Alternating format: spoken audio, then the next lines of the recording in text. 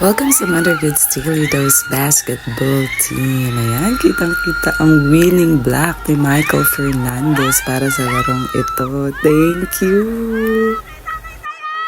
Earlier today, nag-prepare muna ako ng plant-based food recovery meal ng Mother Goods Daily Dose Basketball Team. Siyempre, ayoko sila magutom right after the game. Kailangan talaga namang ganado pa din sila. So ayan na nga, nandito na kami sa lungsod na Marikina sa Anastasia Court. Pinaprepare na ng aking perfect partner na si John ang food distribution dito sa Liga. Ayan, hi Brother Prabhu. So ayan na nga, sinamahan na ni Brother Prabhu Vance ang aking partner sa pag-distribute ng prasyadam kina Commissioner.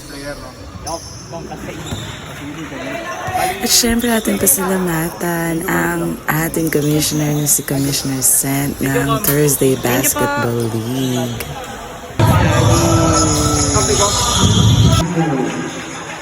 Other good. Let's go. Syempre may recovery meal din ang best player of the game.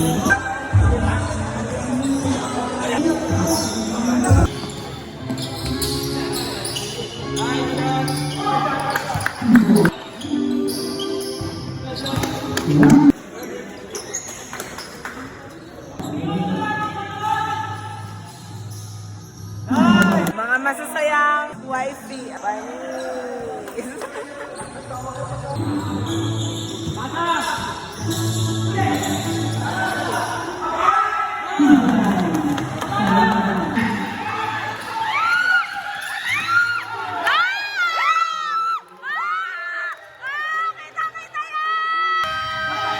Yan na nga at natapos na ang second game ng Mother Goods Daily Dose Basketball Team at syempre panalo nga kami. Yan, kitang-kitang kasiyahan ng bawat isa dahil 1-1 ng standing ng aming team. So let's go!